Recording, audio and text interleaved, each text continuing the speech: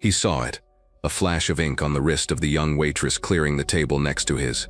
It wasn't the art itself that caught his eye, but the specific jagged shape of it, a coiled serpent with a single stylized fang. Time screeched to a halt.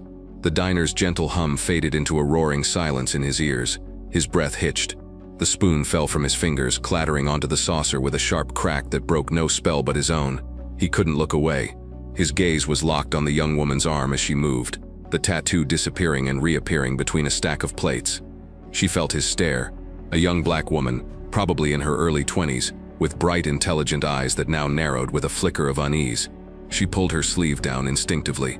Arthur didn't notice her discomfort. He was no longer in the Oakwood diner. He was in a humid, suffocating jungle, the air thick with the smell of mud and fear. He could feel the phantom weight of his rucksack, hear the ghost of a voice whispering beside him. "We carry this. We carry each other, Artie. It means we never leave anyone behind. Is there a problem here, sir?" The voice was sharp, laced with an artificial politeness that felt more like a weapon.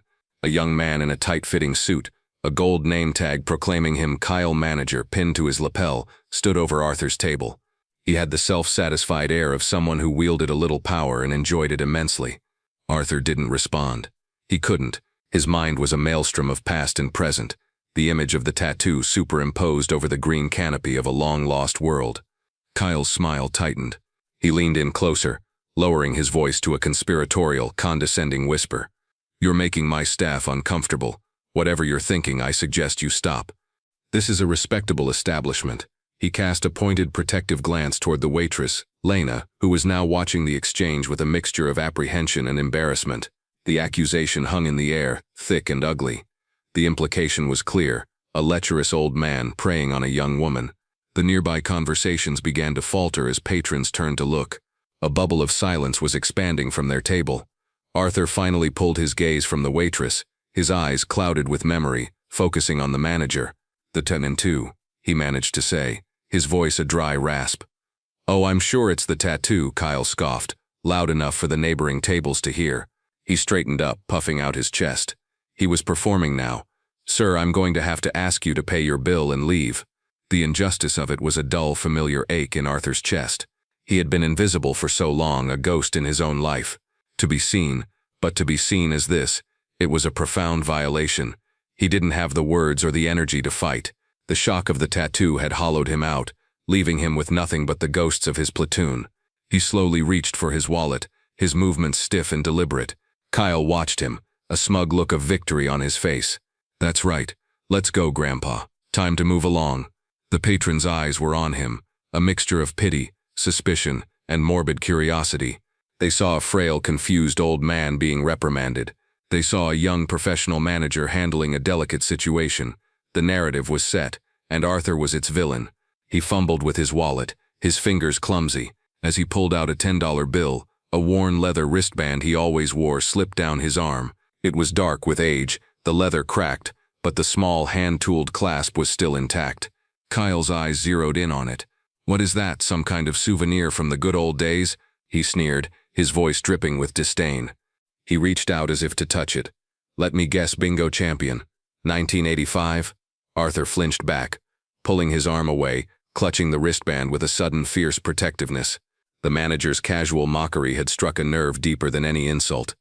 The air is thick with the smell of cordite and monsoon rain. A young Arthur Finch, no older than 20, is huddled in a muddy foxhole. His hands are shaking, not from the cold but from the adrenaline of the firefight that just ended.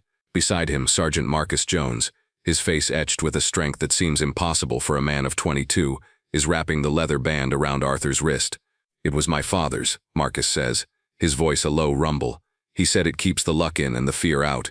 You need it more than me right now, Artie. You keep it. You bring it home." The memory was so vivid it stole Arthur's breath. That wristband wasn't a souvenir. It was a sacrament. It was the last physical piece he had of a man who had been more of a brother to him than his own blood. A man who had died 2 days later, pulling Arthur from a burning Huey. "I'm going to ask you one last time to leave," Kyle said, his patience all for show finally snapping. "Or my next call is to the authorities. They have ways of dealing with people who can't control themselves." The threat was the final humiliation. To be arrested, to be treated like a public nuisance, a deviant. The weight of it all was crushing. Arthur felt a profound weariness settle into his bones. Maybe Kyle was right. Maybe it was time to go. He had no fight left. He pushed himself up slowly, his joints protesting. But not everyone in the diner saw a pathetic old man. At a corner booth, a history professor named Dr. Alistair Finch, no relation, a fact he'd find ironic later, had been observing the entire scene. He was a regular, a man who noticed details. He'd seen the old man's initial shock, the way his eyes had locked on the tattoo, not with malice, but with a kind of shattering recognition. He'd heard the old man whisper something under his breath, a name that the wind of the past had almost carried away. Night Vipers. Alistair knew that name. It wasn't in the official textbooks. It was a phantom, a whisper in the dusty archives of military history, a legendary special operations unit from Vietnam, spoken of with a mixture of awe and reverence. A unit that had officially been wiped out, lost to the jungle. He watched the manager, Kyle, put a hand on the veteran's shoulder to physically escort him out. This was an injustice he could not witness in silence. There was a story here, a history being desecrated by a petty tyrant in a cheap suit. While Kyle's back was turned, gloating to the room, Alistair discreetly pulled out his phone. He had a contact, a former student who was now a public affairs officer at Fort Liberty. It was a long shot, but it was the only shot he had. He typed a quick, urgent text message. Major, strange situation at the Oakwood Diner. Manager is harassing an elderly veteran. He seems disoriented, but I heard him mention a name, Night Vipers. The man's name might be Finch. Thought you should know. He hit send, his heart pounding. He had no idea if it would do any good, but he had lit a fuse. Now all he could do was wait and see if it reached the powder keg. For Arthur, time was running out. The audience in the diner, and the one watching this story, could now sense that the tables were about to turn. Justice was on the line, and the call had been made. Inside a sterile, fluorescent-lit office at Fort Liberty, hundreds of miles away, Major David Cole was finishing up a mountain of paperwork. His phone buzzed with the incoming text. He glanced at it, annoyed at the interruption. Oakwood Diner? Harassment? It sounded like a local police matter. He was about to dismiss it when two words leaped off the screen. Night Vipers. Cole froze. His blood ran cold. It was a name that every Special Forces operator knew. They were a myth, a ghost story told to recruits to teach them the meaning of sacrifice. A unit that went into the darkest places of the Vietnam War and never came back. Officially, they never existed. Unofficially, they were legends. And the other name, Finch. Major Cole dropped his pen and turned to his computer, his fingers flying across the keyboard, accessing a deeply encrypted classified database that few people even knew existed. He typed in the two keywords, Night Vipers and Finch A. A single file appeared on the screen. It was flagged with the highest level of security classification. Finch, Arthur M., Captain 03. CO Project Night Viper. Status, KIA. Presumptive, 1971. But below that was a single appended note, added years later by a four-star general who was now long retired. The note read, If contact is ever made, disregard status. The Ghost of Da Nang is to be considered an active duty command asset with full honors and immediate priority. This is not a request. Cole's breath caught in his throat. The Ghost of Da Nang. He was real, and he was in a diner, being harassed by a manager. He shot out of his chair so fast it slammed against the wall. He burst out of his office, yelling to his aide, Get me General Matthews on the line. Tell him it's a Sentinel protocol. The ghost has surfaced. The aide, a young, competent lieutenant, stared back, utterly bewildered. A Sentinel protocol, sir? We've never run a Sentinel protocol. Well, we are running one today. Cole roared, his voice echoing through the quiet headquarters. And get me a transport detail. Now, tell them to bring dress uniforms, the best we have. The gears of the most powerful military in the world had begun to grind into motion, all because of a quiet old man in a diner. Back at the Oakwood, Kyle was feeling the full flush of his victory. The old man was defeated, shuffling toward the door. The crowd was on his side. He had restored order. He decided to press his advantage, to make this a lesson for anyone who might disrupt his perfect orderly kingdom in the future. And let this be a warning to you, Kyle announced, his voice puffed up with self-importance as he followed Arthur. We have a zero-tolerance policy for harassment. Next time, I won't be so understanding. We'll get you the help you clearly need, even if it means having you committed for an evaluation. He placed a firm, proprietary hand on Arthur's shoulder, ready to give him the final push out the door. Now get out. It was the ultimate overreach, the final arrogant shove that pushed him far beyond the point of any redemption. It was at that exact moment that the sound began. a low thrumming that quickly grew into a percussive chopping roar. It wasn't the sound of a city bus or a passing truck. It was the unmistakable sound of military helicopters. Then came the sirens, a chorus of them converging on the diner, not with the frantic wail of police cars, but the authoritative deep bellow of military police escorts. Outside the diner's large plate glass windows, the world turned into a spectacle of flashing lights and disciplined motion. A convoy of sleek black government SUVs and 2 olive-drab Humvees screeched to a halt in the parking lot, forming a precise, intimidating perimeter. Doors flew open in unison. A dozen soldiers in crisp, immaculate dress uniforms disembarked, their movements sharp, economical, and utterly serious. They moved with a purpose that silenced every remaining murmur in the diner.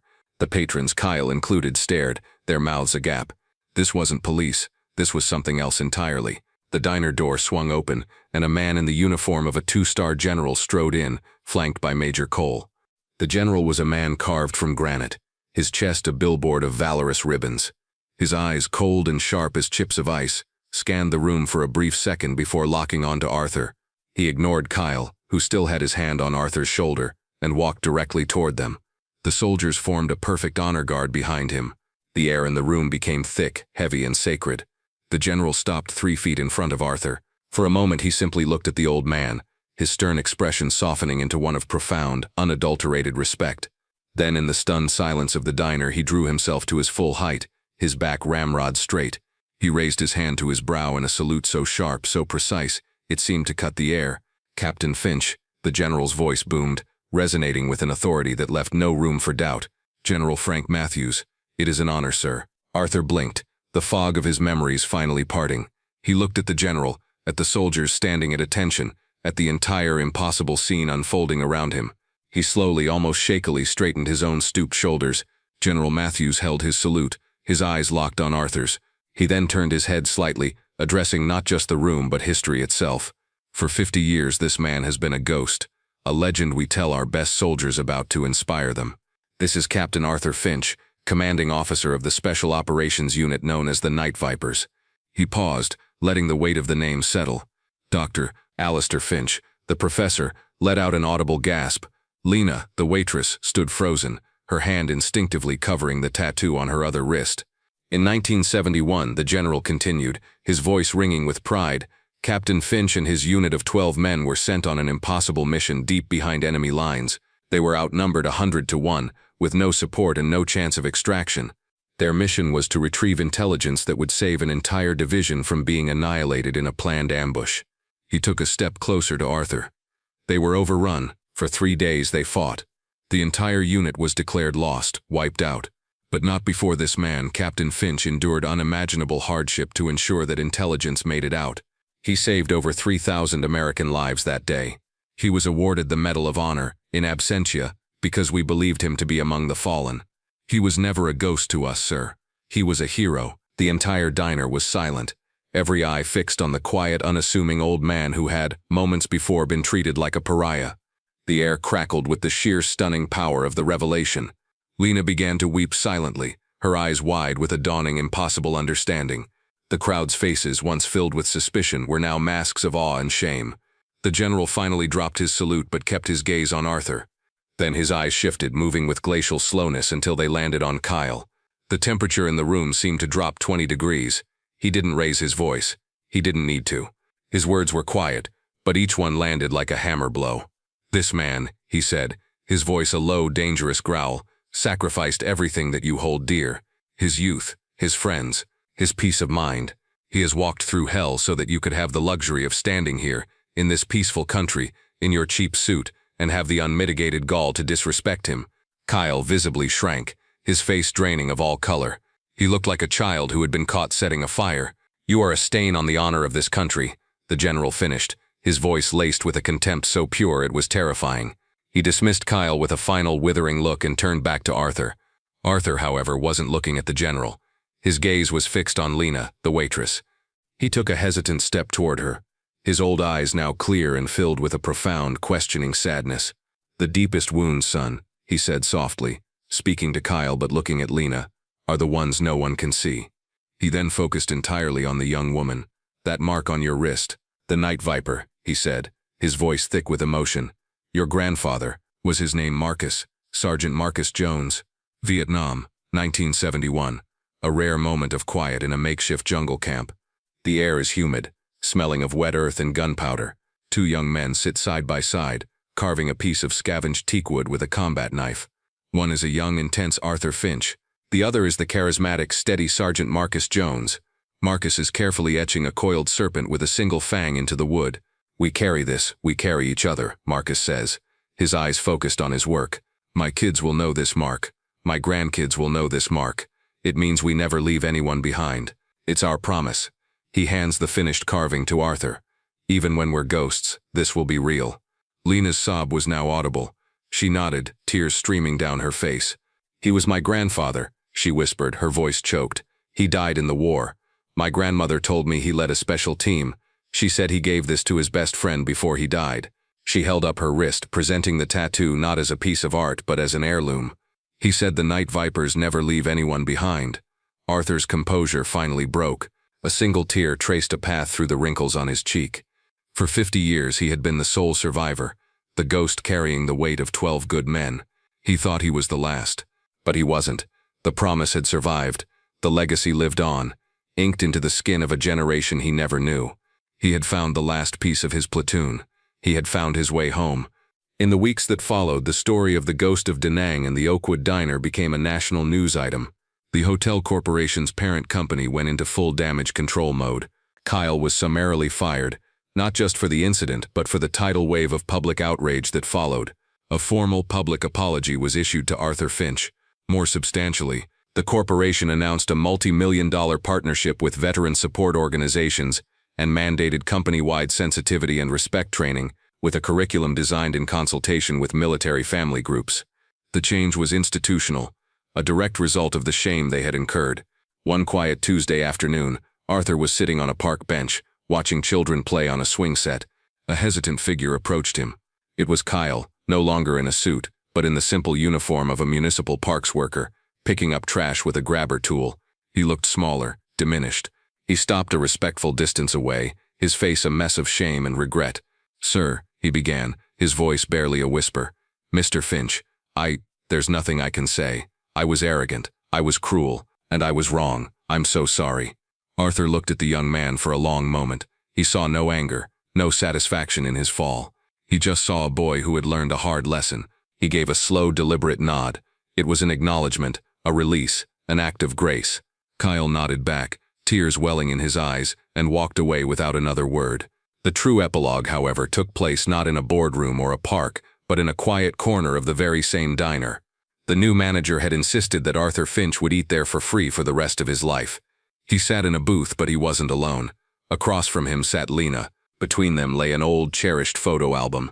She pointed to a faded black-and-white picture of a handsome young soldier with a wide, confident smile. "This was him," she said softly. "Grandpa Marcus." Arthur looked at the photo of his friend, his brother, frozen in time. He then told Lena stories she had never heard. Stories of her grandfather's courage, his humor, his unshakable loyalty. He told her how Marcus had saved his life, how he had given him the leather wristband, how he had made him promise to live a life worthy of the sacrifice. In return, Lena told him about the family Marcus never got to meet, the legacy of strength he had passed down. For the first time in 50 years, Arthur Finch wasn't just remembering his platoon, he was sharing them. The ghosts were no longer just his burden to carry. They were a story to be told, a legacy to be honored. In the eyes of his brother's granddaughter, the last night viper had finally fulfilled his promise. He was no longer lost in the jungle, he was home. If this story of honor, legacy, and the promises we keep moved you, show your support by hitting that like button, sharing with someone who needs to see it, and subscribing to Veteran Valor for more stories that must be told. Thank you for watching.